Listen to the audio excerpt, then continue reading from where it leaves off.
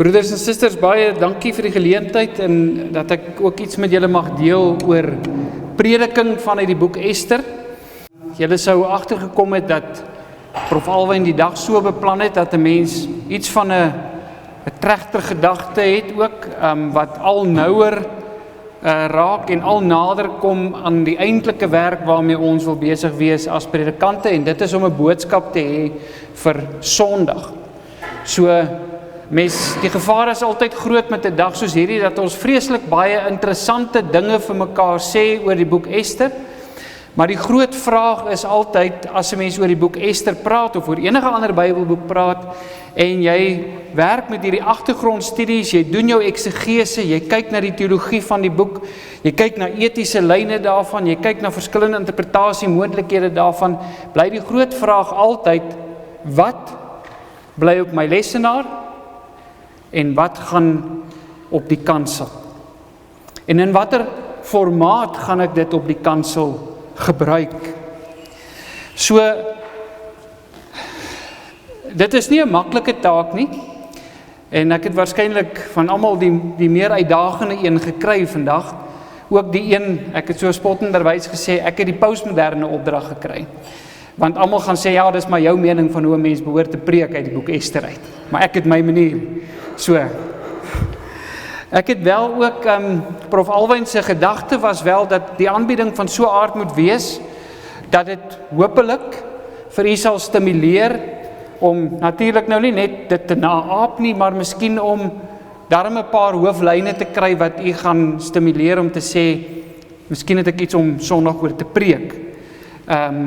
Hier is vir my reeds sekere lyne getrek, waarop ek net kan voortbou.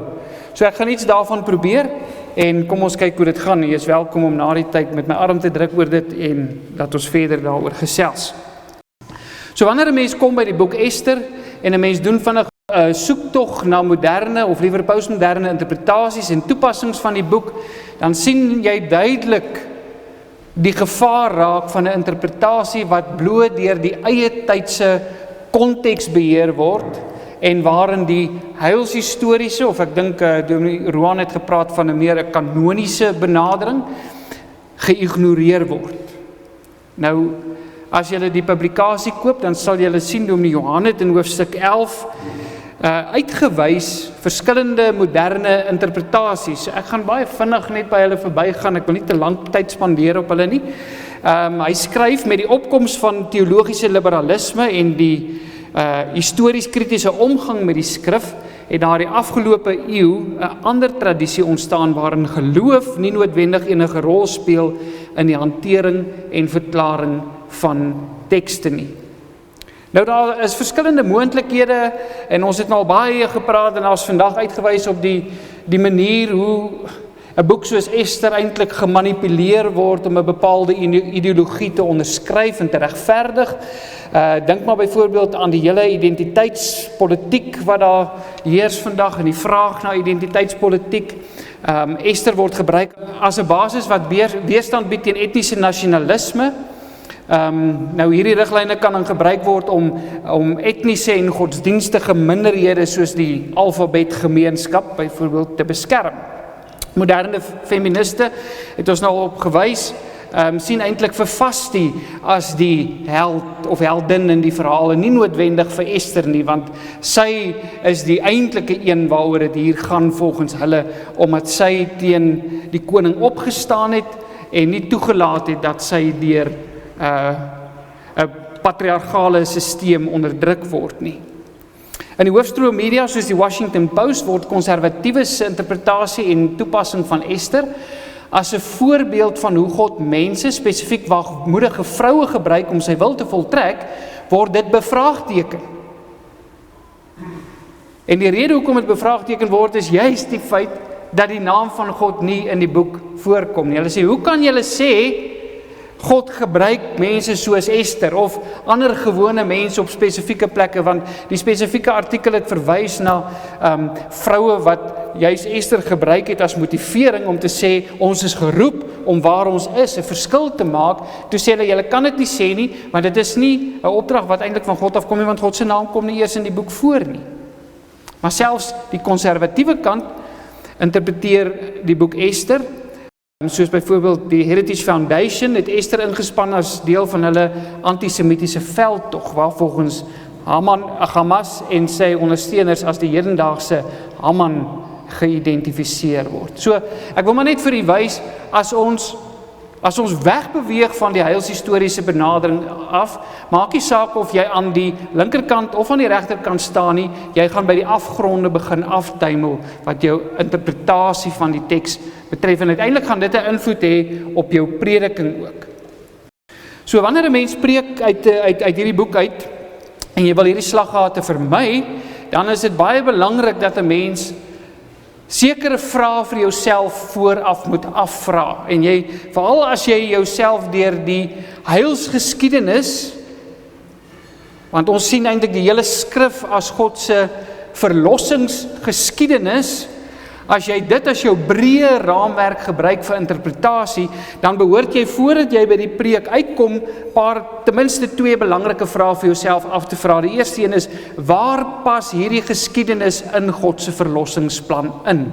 Want die heilsgeskiedenis kan beskryf word as die groot drama of die groot toneel van God se verlossing, en in hierdie toneel is daar verskillende bedrywe. So jy moet weet, by watter bedryf is ek nou, en wat is die doel en die funksie van hierdie bedryf binne die groter drama waarmee ek besig is. En dan 'n tweede vraag wat daarbey aansluit is, op watter wyse openbaar hierdie geskiedenis byvoorbeeld die aard, die karakter en die omvang van God se verlossing en die mense betrokkenheid daarbey. Prof Alwyn het nou verwys ook na die deelname motief. Nou, dit is 'n baie belangrike motief in Ester, wat ook aansluit by 'n gedeelte soos Dawid en Goliat. Nadat Dawid Goliat oorwin het, dan kry die volk moed en begin hulle deelneem aan die oorwinning van die vyand. So ons moet ook dink aan die mens se betrokkenheid, want as ons dit nie doen in ons prediking nie, dan gaan ons preek net hier in die liggaam. Maar hierdie laaste deel van die vraag, om te vra oor die mense betrokkenheid, maak die prediking uiteindelik eksistensieel. Dit het met my bestaanswerklikheid te doen. Dit het met my te doen op die plek waar ek is en waar ek geroep is.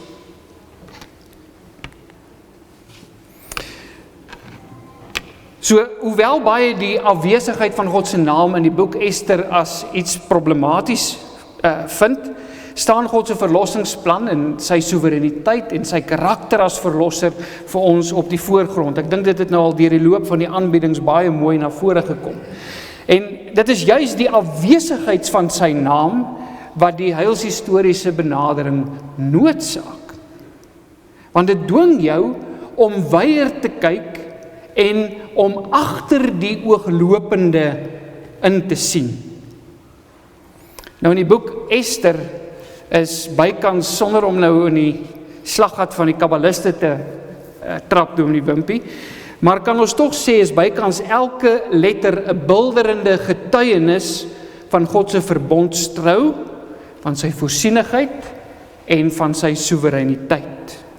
Al word sy naam in die boek verswyg, is hy persoonlik en kragtig besig om die skuifstukke wat hy gebruik om die uitkoms van sy raadsplan te bewerk, meesterlik te posisioneer, sodat die vyand hom uiteindelik in 'n onafwendbare skaakmatposisie teenoor die triomferende koning bevind. So hier het ek sommer vir u ook 'n lekker metafoor gegee om mee te werk in 'n preek, veral as jy uit hoofstukke 2, 3 en 4 waarskynlik preek.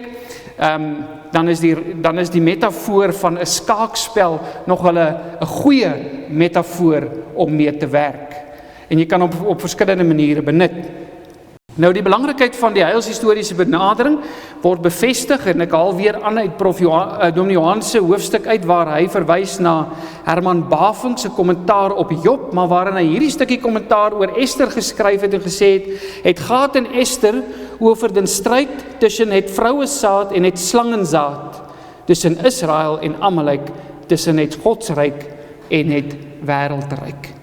Dit is vir ons baie belangrik in ons, jy het altyd voorveronderstellings waarmee jy ook na die teks toe kom en deel, en dis belangrik dat ons voorveronderstellings op die regte manier en deur die regte dinge gevorm word.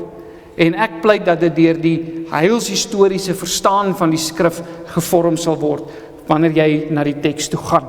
So in hoofstuk 7 van die publikasie wat ons dan vandag bekendstel, het Prof Koos baie mooi vir ons heilshistoriese lyne in die boek Ester uitgewys. Dis ook die titel van die hoofstuk, en ek gaan baie vinnig, omdat baie van hulle reeds genoem is, gaan ek net vinnig deur hulle gaan. Ons het al reeds verwys na die stryd tussen Mordegai en Haman, tussen Israel en Amalek, wat eintlik maar daarop neerkom, en ons moet dit distilleer, en ons moet dit eintlik transkribeer in die taal wat ons vandag praat. So waarop kom dit neer, hierdie stryd? As ek preek, hoe vertaal ek dit vir die mense wat voor my sit, sodat hulle verstaan, hierdie stryd is ook hulle stryd?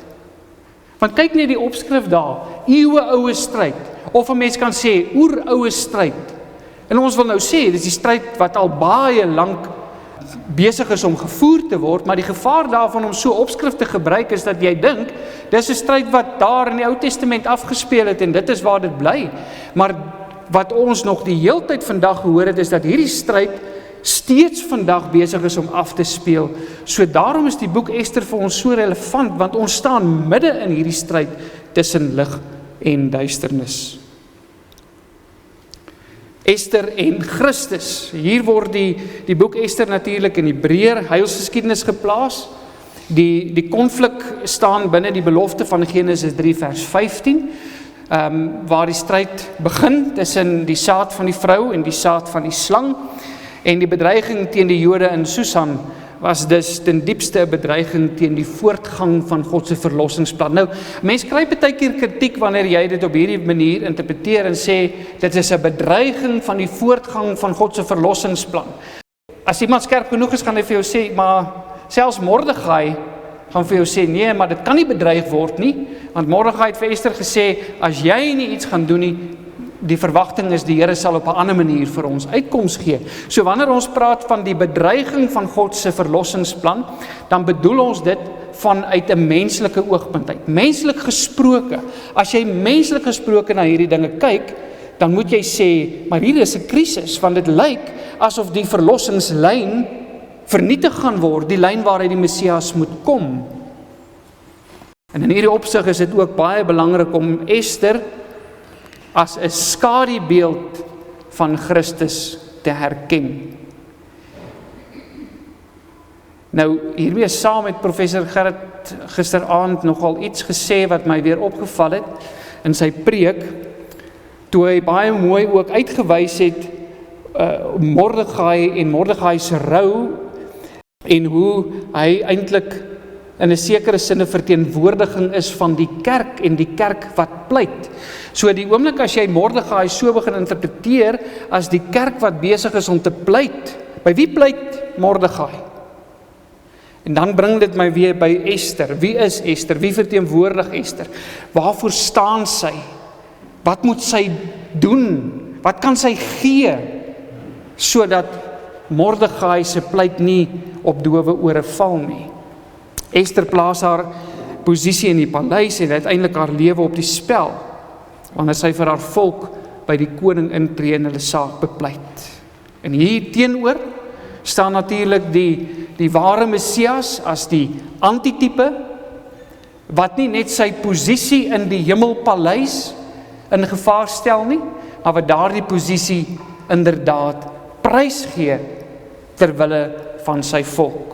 So as ons in die Nuwe Testament lees dat meer as Salomo hier is, dan sal ons ook kan sê, in Christus sien ons iets van Ester, maar ons sien meer as by Ester, want Ester was bereid om haar posisie prys te gee, maar Christus het inderdaad sy lewe afgelê, sodat sy volk kan lewe.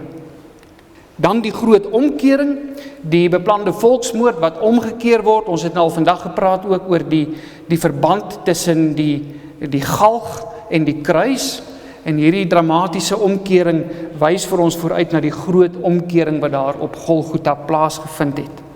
Die middelmuur van skeiding wat afgebreek word, die konflik in Ester word ook verbind aan die spanning tussen Jood en nie-Jood. Die Jode se andersheid en wette het 'n soort skeidsmuur geskep wat wantroue en vyandskap voed. Maar in die Nuwe Testament lees ons dat hierdie middelmuur van skeiding afgebreek word, sodat Jood en nie-Jood in hom een nuwe mens vorm.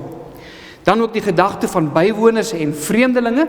Die Jode in Persië het anderster geleef, hulle het nie daar gehoord nie. 'n groot deel van hulle het eintlik al teruggekeer uit die ballingskap uit. Mordegai en Ester was deel van die groep wat nie teruggekeer het nie, wat agtergebly het. Maar hulle was vreemdelinge, dit was nie hulle eintlike tuiste gewees nie. En gelowiges word ook opgeroep tot 'n heilige lewenswandel in hierdie vreemdelingskap. Nou, ek wil graag by hierdie in die inleidende hoofstuk wat ek in die boek geskryf het, die boek Ester, of hierdie kommentaar op Ester, het ek nog 'n paar komplementerende lyne ingesit in historiese trajekte wat 'n mens moet raak sien, wat ek dink wys hoe dat hierdie boek drup van aktualiteit en baie definitiewe Christosentriese stiekrag het wat die tydloosheid van hierdie boodskap onderstreep. En ek wil net hê ons moet vinnig na hulle kyk. God se verbondstrou. In die bewaring van die verbondsvolk bevestig God sy trou as verbondsgod. In hierdie trou vind die kerk natuurlik 'n wonderlike troos, soos bevestig deur die uitspraak van Christus, naamlik dat die poorte van die doderyk nie sy kerk sal oorweldig nie. So 'n mens moet daardie korrelasie met die Nuwe Testamentiese teologie moet jy dadelik raak sien wanneer jy sulke groot motiewe in die boek Ester raak lees. God gebruik feilbare mense. Hieroor het ons nou al ook gepraat vandag. 'n belangrike tema, en weer eens, dit help 'n mens om in jou prediking na die grond toe te kom, by die lidmate uit te kom, is om te onthou dat die heilsgeskiedenis word nie onmiddellik ontplooi nie. Daarmee bedoel ek op 'n bonatuurlike wyse bloot nie. God werk middelik. God gebruik mense. Hy bestuur omstandighede. Hy gebruik die dinge wat vandag gebeur hier rondom my om uiteindelik sy raadspan te volvoer. En in die proses gebruik hy twyfelagtige karakters. Mense wie se optrede onder verdenking staan. Mense wat definitief nie toe hulle begin, as jy dink aan Mordegai en aan Ester se optrede in hoofstuk 2 en hoe hulle self geposisioneer het en Ester in die paleis gekry het, dan lees ons baie keer hoofstuk 2 en ons sê, ja, maar kyk net hoe die Here gewerk, want hy het Mordegai nou gebruik, en Mordegai het nou eintlik geweet van wat gaan kom, en hy het vir Ester gesê, sy moet nou op hierdie manier optree, sodat sy in die paleis kan wees, vir wanneer dit nou by daardie punt kom, wanneer hulle nodig kry, sy kan optree. Maar dit is nie so nie. Ons lees eers in hoofstuk 3, dat die plan van Haman bekend geraak het. So nog voordat die plan van Haman daar was God reeds besig om die skuwe op die skaakbord aan te bring. Hy was reeds besig om spesifieke mense op 'n spesifieke plek, op 'n spesifieke tyd te posisioneer. Dit sluit aan natuurlik by God se onsigbare voorsiening en hoe hy sorg dat, soos wat ons ook bely, dat hy hemel en aarde en al die skepsele met sy hand nog onderhou en so regeer dat alle dinge nie by toeval nie, maar uit sy vaderlike hand ons te beurt val. En dan die laaste een, dink ek, is ook baie mooi uitgewys, maar die feestelike reaksie en die toetrede tot die stryd, dink ek, is ook 'n belangrike komplementerende tema wat 'n mens vanuit hierdie boek kry en wat ons help om die prediking te bind aan ons omstandighede. So hierdie trajekte bied vir ons belangrike vertrekpunte. Ek dink is belangrik dat wanneer jy 'n teks kies dan uit die boek Ester uit om te preek, dat jy vir jouself gaan posisioneer en vir jouself gaan vra, met watter van hierdie trajekte het ek hier te doen? Want dan begrens jy jouself op 'n verantwoordelike manier, sodat jy nie in allerhande allegoriese verklarings van die teks wat nie geldig is nie ensovoorts verval. En dit help jou, dit is soos daardie reëlings teen die pad wat jou help uiteindelik om koers te kan hou en nie by die afgrond af te val nie. So met hierdie agtergrond kan ons dan nou oorbeweeg na die spesifieke preeksketse wat ek graag wil behandel vanmiddag. So ek gaan een vinnig behandel en een gaan ek 'n bietjie meer besonderhede behandel. Die rede hoekom ek die eerste een vinnig gaan behandel is omdat dit die voorbeeld is wat in die boek opgeneem is. So ek hoop dat u die hoofstukke sal gaan lees en dan hoef ek nou nie alles hier te sê nie. Nou die teksgedeelte wat ek gekies het om 'n preek oor in die boek op te neem is Ester 2 vers 1 tot 23. Nou dit is baie interessant, ek het gaan soek na preekvoorbeelde uit die boek Ester uit. Ek het baie min gekry. Ek moet sê ek het nogal hard probeer. Prof Johan het nie gedink ek sal so ver gaan nie, maar ek was in die biblioteek, ek het die preekbundels wat daar was, almal gaan deurblaai en gaan kyk, is daar nie 'n preek in uit Ester en spesifiek uit Ester 2 uit nie. So jy kry preke uit Ester uit, maar die meeste preke uit Ester uit is uit hoofstuk 4 uit. So ons sal nou ook na hoofstuk 4 kyk. Ek dink dit is 'n belangrike hoofstuk om na te kyk, maar hoofstuk 2 is tog 'n belangrike hoofstuk. Ons verstaan hoekom hoofstuk 4 gekies word. Dit is waar die krisismoment in 'n sekere sin in die orde kom, waar die vraag gevra word, gaan hier 'n draaipunt kom of gaan hier nie 'n draaipunt wees in hierdie verhaal nie, wat gaan gebeur? Maar hoofstuk 2 is 'n belangrike hoofstuk vir die tema van God se voorsienigheid en sy soewereiniteit, soos wat ek nou reeds genoem het. Ester en Mordegai se optrede is toe nog nie deur 'n roepingsbewustheid gemotiveer nie. Nee, ons spreek baie keer oor hulle en sê, maar hulle was roepingsbewus. Hulle het hulle roeping as gelowiges uitgeleef. Hulle was aan God meer gehoorsaam as aan mense. Maar toe hulle sekere besluite geneem het, het roeping nie 'n rol gespeel nie. Daar was ander goed wat hulle gemotiveer het. Ambisie, waarskynlik een van die grootste motiverings. En tog het God hulle bedenklike optrede in die volvoering van sy raadsplan ingespan. So die preekvoorbeeld wat in die boek opgeneem is nie 'n preek wat ek nou sal sê op volmaaktheid aanspraak maak nie, maar dit is wel 'n eerlike poging om die gesag van die skrif te eerbiedig, heilshistoriese trajecte te ontbloot en te beklemtoon met die vervulling in Christus as hermeneutiese sleutel en hoogtepunt. Nou, ek gaan net kortliks verduidelik wat ek in die preek gedoen het. Die preektema wat ek gekies het vir die preek, vir daardie spesifieke preek was feilbare mense wik, maar die soewereine God beskik. Nou, jy sal nou hoor, die heilshistoriese tema van God se voorsienigheid. Ek het vir myself gevra hierdie hoofstuk, ek het nou al hierdie trajecte wat ek nou reeds aangedui het, wat heilshistoriese trajecte is, wat vir my 'n goeie begrensing gee om met hierdie teks te kan werk, en dit kanonies te interpreteer, en hoofstuk 2 het vir my duidelik aangesluit by God se voorsienigheid. So, Ester en Mordegai se strategiese posisionering deur God in die paleis, plaas dan die verhouding tussen toeval en voorsienigheid vir ons op die voorgrond. Hulle twee het hulle eie planne beraam, maar God was derentyd besig om sy groot plan in vervulling te laat gaan, selfs ten spyte van die keuses en die bedenklike motivering wat daar was vir hulle keuses, het hy sy heilsplan in vervulling laat gaan. So, watter Nuwe Testamentiese ontknoping het ek gebruik vir hierdie gedagte? Ek het uiteindelik uitgekom by die gedagte van die volheid van die tyd, wat ons in die Nuwe Testament van lees. Want die volheid van die tyd sê ook iets van hierdie dinge. Die tyd toe die tyd reg was, die tyd toe God alles gereed gemaak het, toe God al die stukke op die skaakbord op die regte plek gehad het, sodat die volgende fases van sy heilsplan in werking kon tree. En dan is die struktuur van die preek dus soos volg. Hier sou nou ook gehoor het, ek dink Prof Gerrit het ook daarna verwys. So in die eerste punt bespreek ek bietjie die saak na hoe ons geneig is om God se voorsienigheid te soek in die dramatiese dinge wat in ons lewens gebeur. As jy vir mense byvoorbeeld ook vra om uit die Bybel uit vir jou aan te toon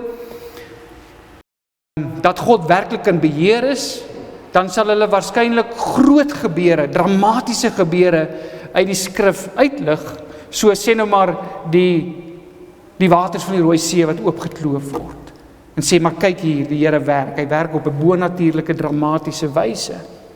Maar dit is die krisis van ons tyd, is dat ons, en hier kom ons dadelik oor na ons tyd toe ook, wanneer ons sê, maar dis waarna ons soek, dis dalk deel van die probleem, van die geestelikheid waarmee ons te doen het vandag, is dat mense, se soeke is so ingestel op die dramatiese, dat ons eintlik God se teenwoordigheid in die alledaagse miskyk. En dan in die tweede punt, die gedagte van die mens wat wik.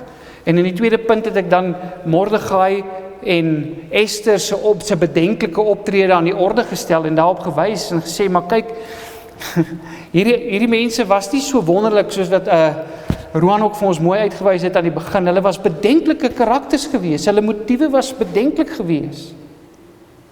Maar die feit dat jy partykeer verkeerde keuses uitoefen, die feit dat jy partykeer op 'n manier wat ons sal sê nie eties verdedigbaar is nie, in 'n bepaalde posisie kom, beteken nie dat die Here jou nie in daai posisie gaan gebruik nie. Nee.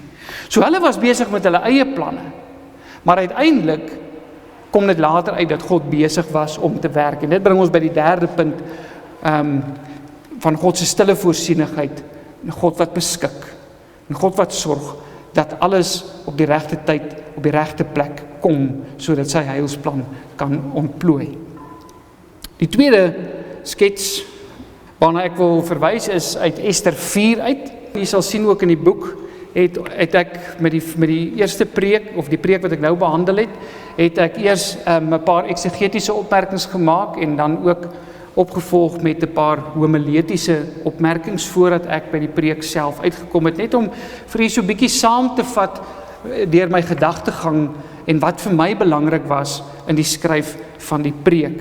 Nou voordat ek die skyfie gaan aanskuif, net eers so 'n paar gedagtes, eksegetiese opmerkings, dis baie belangrik. Dat 'n mens, wanneer jy begin werk en in 'n preek begin werk, weet jy nou al, een van die eerste vrae wat 'n eksegeet homself moet afvra is, waar pas hierdie deel van die geskiedenis binne die groter geheel van die boek Ester in en uiteindelik in die Bybel in? Wat se soort genre is ons, wat is genre is ons mee besig? Want dit bepaal ook hoe ek met die stof gaan omgaan. Nee. Ester is 'n hofvertelling. Dit is 'n narratief, dit is geskiedenisvertelling, so dit word in 'n amper, dit lees soos 'n lekker storie. Dit het ook daardie elemente in wat 'n mens in 'n storie sal kry. Dit is 'n hofvertelling waarin God se naam opvallend afwesig is, maar waar sy voorsienigheid deurgangs agter die skerms werk. Hoofstuk 1 en 2, of hoofstuk 1 kan gesien word as 'n soort prelude. Die toneel word gereed gemaak. In hoofstuk 2 word die skaakstukke geposisioneer. In hoofstuk 3 word Haman se uitwissingsplan aangekondig. En in hoofstuk 4 kry ons die krisis of dan die middelste draaipunt waar die vraag op die spits gedryf word. Gaan Ester optree of gaan sy swyg? So ek weet gisteraand het Prof Gerrit byvoorbeeld sy perikoop afbakening was hoofstuk 4 gewees. Ek het vir die preek wat ek het hierdie gedeelte gedoen het ek ook tot by hoofstuk 5 vers 9 gelees, waar die eerste banket eintlik aangekondig word, en die rede hoekom ek dit gedoen het is bloot omdat ek ook 'n bietjie verder wou gaan as net om by Ester se keuse uiteindelik om op te tree te eindig. Ek wou uiteindelik ook kom by die oorwinning oor die vyand, en die banket was reeds hoe sy nou beplan het om uiteindelik vir Haman en sy bose planne te ontbloot. Nou, wanneer 'n mens met 'n verhalende gedeelte te doen het, met narratiewe stof, dan is dit belangrik dat jy jouself deeglik van die verskillende karakters sal vergewis. Dat jy sal vra, wat is hulle rol in hierdie verhaal? Wat verteenwoordig hulle in hierdie verhaal? Met ander woorde, daar's dalk ook simboliese betekenis wat aan hulle verbind word. Want uiteindelik gaan dit ons help om die regte assosiasies te maak. Nee, jy sou nou al gehoor, die van die wat al Tim Keller se lesings oor prediking gehoor het, sal weet, hy gebruik byvoorbeeld Dawid en Goliat as 'n baie goeie voorbeeld hiervan, en hy vra dadelik in sy aanbieding, sê, met wie behoort die gemeente te identifiseer? En ons maak baie keer die fout om die gemeente dadelik met Dawid te wil laat identifiseer. Terwyl die gemeente eintlik met die lafaards op die heuwel, die ander Israeliete in die slagordes behoort te identifiseer, want dis waar ons is. Ons het Dawid nodig om soos Dawid te kan wees. En in 'n sekere sin is dit ook waar van hierdie gedeelte, of van hierdie boek, dat 'n mens die gevaar kan loop, en jy gaan in 'n tipe eksemplariese prediking verval, en moralisme, as jy Ester bloot voorhou as 'n voorbeeld, en sê, ons moet soos Ester wees. Ons moet die moed hê wat Ester het, maar wat gee my daai moed? Nee. Maar Ester is 'n belangrike figuur, sy word geteken as iemand wat werklike risiko loop, en wat van huiwering beweeg na gehoorsaamheid, en uiteindelik sê, as ek omkom, kom ek om. So die preek wat ek gepreek het, beklemtoon en kontrasteer ook haar vroeë bedenklike motiewe om in die paleis te kom, en later wat deur haar roeping uiteindelik omgekeer word en geheroriënteer word. Die besef dat haar posisie nie toevallig is nie, maar goddelik beskik is. En ek het nou ek so 'n bietjie vir 'n paar van die broeders gevra, en miskien is dit iets waaroor ons nog 'n bietjie verder kan gesels. Ek wil graag 'n stelling maak vanmiddag en sê, ek wonder wat het uiteindelik die deurslag gegee dat Ester besluit het om wel die risiko te neem. Was dit die feit dat Mordegai vir haar gesê het, wel, jy gaan in elk geval doodgaan? Of jy dit nou doen of nie doen nie, jy moet weet, jy loop risiko. Is dit bloot nie die feit dat hy haar bang gepraat het? Ek dink daar is iets dieper in, dit lê by daardie punt, waar Mordegai vir haar sê, maar jy moet onthou, jy's 'n Jood. Jy's een van ons. En dis 'n kwessie van identiteit. Want waarin het Ester aanvanklik haar identiteit gesoek, haar waardigheid gesoek? In die paleis, in haar posisie in die paleis. En Mordegai kom sê van, nee, maar daar is 'n ander identiteit, jou Joodsheid, jou verbondsverhouding met die verbondsgod. Dis jou dieper identiteit. Dis jou groter identiteit. En dan besluit Ester, nou is dit tyd. Miskien is daar iets daarin, dit is bloot maar net 'n bietjie gedagtes wat ek met u daaroor wil wissel. Mordegai funksioneer weer hier as profetiese gewete. Hy ontmasker Ester se valse sekuriteit. Nee, vir sê moenie dink niks gaan met jou gebeur nie. Hy stel die morele nood. Hy sê jy is deel van die volk en jy behoort met hulle te identifiseer. En hy plaas roeping in 'n tyd soos hierdie raamwerk. En dit beklemtoon die feit dat die heilsgeskiedenis nie net een groot geheel is nie, maar 'n samengestelde geheel met verskillende onderdele. En in 'n tyd soos hierdie, die tyd soos hierdie, is 'n onderdeel van die groter heilsgeskiedenis, en in ons prediking behoort ons ook dit in ag te neem. Ahasveros, in die preek staan hy as 'n simbool van aardse mag en onvoorspelbaarheid, die hele sceptermotief. Maar in 'n sekere sin is sy optrede sekondêr, aangesien dit deur Haman se bedenklike planne gemanipuleer word. So ons het hier aardse mag, maar ons sien ook iets van agter die aardse mag sit daar iemand of iets anders.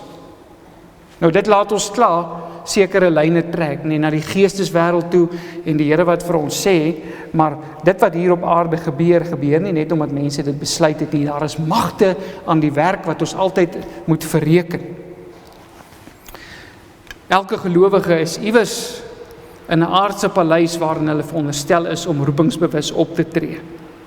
Haman is natuurlik die antagonis en die draer van die bedreiging of die uitwissing, en in hierdie preek word hy minder as 'n psigologiese karakter hanteer en meer as 'n vergestalting van die duisternis. Hy verteenwoordig iets. Hy verteenwoordig die optrede van die bose. Goed, dit bring ons by die temas en die teologie wat dan in die preek ingewerk gaan word, want onthou, mens moet altyd keuses uitoefen wanneer jy van jou eksegese af beweeg na die preek toe. So, watter temas kom na vore? Ek gaan baie vinnig deur hulle gaan, natuurlik die goddelike voorsienigheid en roeping. Dis belangrike temas wat na vore kom. Ons is geen mens is in die plek waar hy is, net omdat hy daar wou gewees het, of omdat hy sekere keuses gemaak het, of sy sekere keuses gemaak het nie. Nee, mens sou dus op Esther kon fokus en haar roepingsbewuste optrede uiteindelik, wanneer sy bewus word van die groter skema van dinge waarin sy 'n rol speel, dan bepaal dit haar optrede. En so behoort ons ook by ons mense, by die hoorders en by die gemeente, daardie bewustheid te skep en sê, maar jy is waar jy nou is, omdat jy ook deel is van die groter skema van dinge, en jy het 'n rol te speel waar jy is, en jy moet dit doen. Solidariteit met God se volk is ook een van die temas wat in die preek ingewerk word, om met hulle te verteenwoordig, en hierdie tema bied natuurlik vir ons 'n baie gemaklike oorgang van die hulle dorp na ons dorp gedagte toe, in die preek, want neutraliteit of stilswye gaan gelowiges nie noodwendig van uitwissing vrywaar nie. So dit is 'n motief wat nie net in die antieke tyd en Esther se tyd teenwoordig is nie. Ons kan baie eie tydse voorbeelde noem in ons prediking, waarin ons hierby kan aansluit om te sê, maar kyk hier, dit is die aanslag is werklik. Daardie oeroue stryd is die in die stryd wat daar in die geskiedenis afspeel, iewerster in die verlede nie, dit is vandag nog speel dit af. Hier is die voorbeelde daarvan. En natuurlik ook die keuse vir die verbondslyn en die messiaanse implikasies. Die preek wys dat die bedreiging teen die Jode ook die heilsgeskiedenis raak, die Messias belofte. God se verlossingsplan is menslik gesproke in gedrang.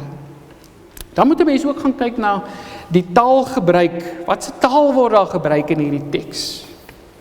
En daar is sekere uitdrukkings wat iemand soos Tim Keller vir ons sal uitwys en sê, hierdie is nogal belangrike goed, jy moet dit nie miskyk as jy die teks bestudeer nie. En een daarvan is byvoorbeeld die paleis as 'n simbool van mag of van invloed. Dis 'n metafoor. Hy interpreteer dit as 'n metafoor vir posisie. Wat is jou posisie? En nou kan jy dadelik hoor, hier vind ons dadelik aansluiting by ons tyd. Want die paleis, wat is die paleis? Waar is jou paleis? Waar is jy nou? Waar is die plek waar God jou geplaas het, waar jy invloed kan uitoefen, nie waar nie?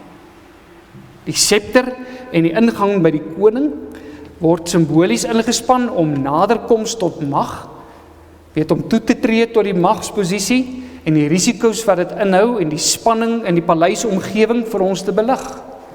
En later word dit tipologies verbind met Christus se intrede by die Vader. En dan hierdie uitspraak van Esther, as ek omkom, dan kom ek om.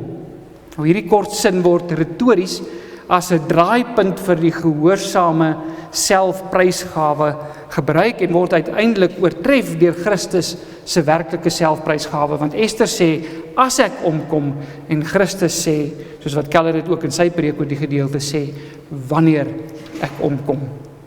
Vir hom is dit nie 'n kwessie van, miskien gaan dit gebeur nie, en as dit nou gebeur, dan is dit so nie. Vir hom is dit gaan gebeur, want dit is hoe dit moet wees. 'n Paar homiletiese opmerkings oor die preek. So ek het die preek wat ek uit hoofstuk 4 uitgepreek het ek tydens Hervormingssondag gepreek. So jy sal sien dat my tema is ook so geformuleer dat dit bietjie meer op die hervormingsgedagte inspeel. Maar mens sou dit anderster kon formuleer om nog steeds die hele gedagte van roeping in 'n tyd soos hierdie baie kontekstueel te verwoord vir die tyd waarin ons is. Die doel van die preek is natuurlik dan nou, dis 'n belangrike deel van 'n mens se preek maak, nee, is om voordat jy begin, moet jy vra wat is die boodskap wat ek wil tuisbring by die gemeente? Wat is die een spyker wat ek wil inslaan? Want onthou, ons het baie keer 'n geneigtheid om 5 of 10 spykers te wil inslaan en jy kry nie een van hulle behoorlik ingeslaan nie. Maar jy moet een spyker kies. Een spyker en jy moet hom slaan en weer slaan totdat hy behoorlik in is. So wat is die doel? Om die gemeente aan te spoor tot roepingsbewuste, gehoorsame optrede in die paleis waar God hulle geplaas het. Dit is die doel van hierdie preek. Wat is die sentrale boodskap? Ware hervorming gebeur waar gelowiges gegrond in Christus se sekuriteit. So jy hoor nou waar my gedagtes ook vandaan kom van Ester wat 'n dieper identiteit of 'n groter identiteit gehad het wat haar gemotiveer het vandaan kom. So gelowiges is gegrond in Christus se sekuriteit. Hulle posisie en invloed gebruik hulle dus om God se koninkryk en God se volk te dien, selfs al vra dit hoë persoonlike koste. Daar's natuurlik homiletiese spanning en beweging ook hier.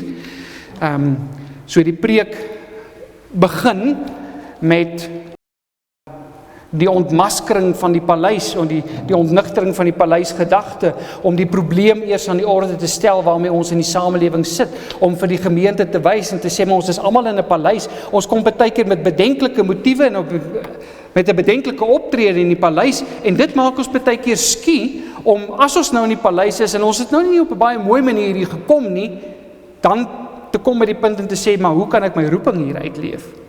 En wat die preek dan eintlik doen is om te sê, maar hoor jy, dit maak nie saak hoe jy daar gekom het nie, iewers as jy by die punt kom dat die Here jou wel gebruik, dat hy jou wel in sekere posisies kry en op 'n sekere plekke plaas, dan kom roepingsbewustheid. Maar die paleis kan gevaarlik wees, want 'n mens kan in die paleis jou identiteit vind, identiteit as 'n afgod. Nee? En jy gaan alles doen om jou posisie in die paleis te behou. Jy gaan nie teen die maatskappy se reëls ingaan nie. Jy gaan maar eerder, as hulle vir jou sê, ons moet nou allerhande voornaamwoorde gebruik wanneer ons met kliënte kommunikeer, dan gaan jy nou maar eerder inval daarbey, want jou posisie in die paleis gaan in gedrang kom as jy spesifieke keuses moet uitoefen. Dan in die tweede punt, die oproep. Maar jy is doelbewus geplaas waar jy is vir 'n tyd soos hierdie. En jy moet dit besef. En jy moet weet die Here roep jou daar waar jy is. En in die derde punt, die evangelie gronde. Wat motiveer jou? So jy die krisis, jy het die opdrag, en jy het uiteindelik die motivering in die derde punt. Christus se intrede, Christus se middelaarswerk, sy voltooide werk gee vir my vrymoedigheid om te waag, en die toerusting deur sy Gees bemagtig gelowiges om roepingsbewus op te tree. So wat is die Christosentriese fokus in hierdie preek? Daar's 'n sterk tipologiese lyn. Ester se middelaarskap en optrede vergestalt reeds vir ons iets van Christus se volmaakte middelaarskap. Sy waag haar lewe om namens die volk in te tree, ter wille van hulle in te tree. Maar Christus is die antitipe, want hy gee sy lewe en hy tree steeds vir ons in by die Vader, sodat ons met vrymoedigheid tot hom kan nader. Daar's 'n sterk evangeliese karakter, die plaasbekledingskarakter, Christus se intrede. En hier wil ek net graag iets baie vinnig sê, dat 'n mens moet onthou, broeders, dat as 'n mens preek, dan is dit nie net die preek nie. Jou liturgie speel 'n geweldige belangrike rol in die ondersteuning van die boodskap wat uiteindelik in die preek na vore kom. So jy moet, as jy hierdie preek skryf, dan moet jy met hierdie groot lyne van jou reeds van die begin, van die fotum af, besig wees om te beplan, sodat jy miskien 'n fotum sal gebruik soos, ek is God, ek werk en wie kan dit keer? Om iets van sy teenwoordigheid, iets van sy werking, iets van sy soewereiniteit te beklemtoon.